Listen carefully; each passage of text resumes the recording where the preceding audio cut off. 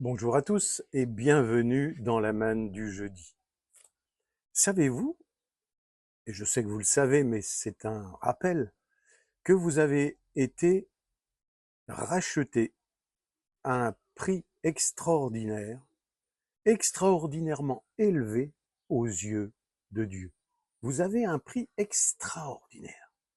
Ceci nous est rapporté dans la parabole du royaume des cieux dans l'évangile de Matthieu, au chapitre 13 et au verset 45 et 46, où Jésus explique que le royaume des cieux est encore semblable à un marchand qui cherche de belles perles.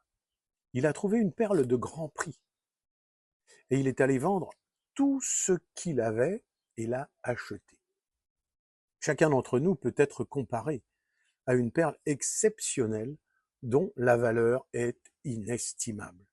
Jésus, c'est ce marchand. C'est lui qui cherche les perles. Ce n'est pas un touriste qui va acheter un petit souvenir. C'est un traqueur de perles d'exception qui connaît la valeur de chaque spécimen de ces perles. Les perles qu'il achète sont des âmes humaines, la vôtre, la mienne, et cela lui coûte tout ce qu'il a, tout ce qu'il possède. Si nous pouvons faire une comparaison avec notre monde d'aujourd'hui, on pourrait imaginer la même chose avec un marchand qui va annoncer, par exemple, à sa femme, « Chérie, j'ai vendu ma voiture. » « Notre voiture ?» répond la femme.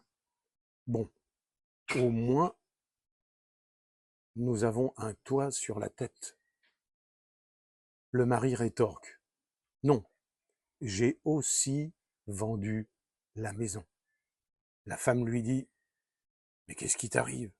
Tu as perdu la tête. Tu es devenu fou. » Le mari répond, « J'ai trouvé la plus merveilleuse perle que j'ai jamais vue. J'ai passé ma vie à la chercher, elle m'a coûté tout ce que j'ai.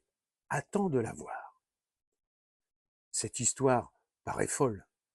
Eh bien, mon frère, ma sœur, imaginez que chacun d'entre vous ait cette perle d'un prix tellement grand qu'il vaut tout ce que Jésus possède, même son propre sang. Bien qu'il soit le Seigneur de l'univers entier, il a mis de côté son autorité et sa puissance pour mourir dans la pauvreté. Même la tombe et le linceul dans lequel il a été enseveli n'étaient pas à lui. On lui avait prêté.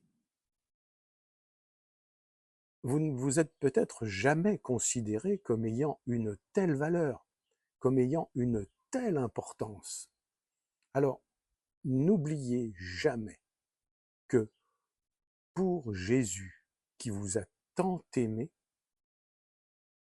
il a tout abandonné pour vous racheter pour lui-même. Considérez-vous comme cette perle bien serrée dans la main de Jésus, percée par des clous, et entendez-le vous dire, il est tellement magnifique.